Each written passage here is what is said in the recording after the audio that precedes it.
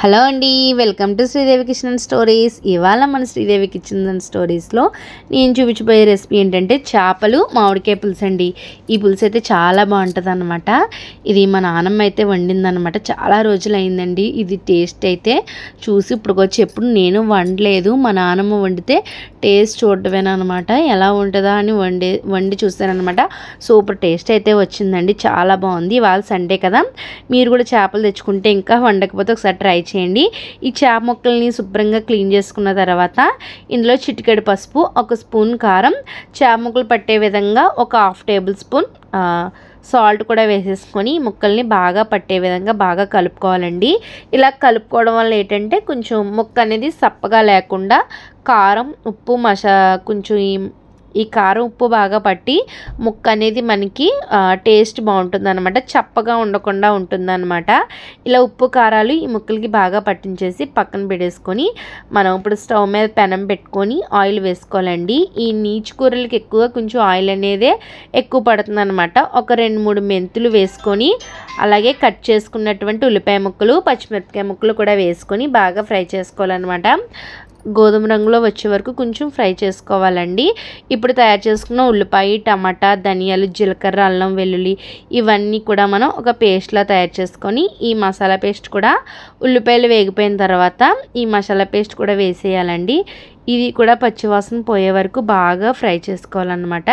ఇప్పుడు చిటికెడు పసుపు, రుచికి సరిపడా కారం వేసుకొని బాగా కలిపేసుకోవాలండి. ఇప్పుడు మనం చింతపండు రసం కూడా వేసేసుకోవాలన్నమాట. అది కూడా మనకి పులుపు తగ్గట్టు వేసుకోవాలి.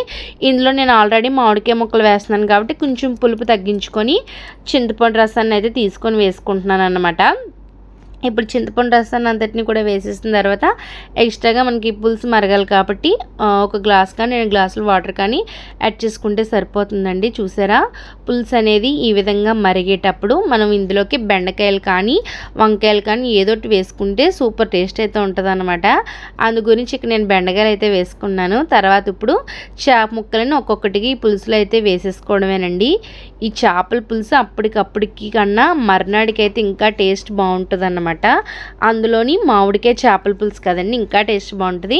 ఇందులో కొత్తిమీర కానీ కరివేపాకు కానీ ఉంటే వేసుకోండి. కొత్తిమీర అయితే లేదనమాట, నేను కరివేపాకు అయితే వేసుకుంటున్నాను. ఉంటే ధనియాల పౌడర్ కూడా యాడ్ చేసుకోవచ్చు, టేస్ట్ అయితే బాగుంటుంది అనమాట. ఇప్పుడు నేను ఒక మామిడికాయనైతే తీసుకున్నాను అనమాట.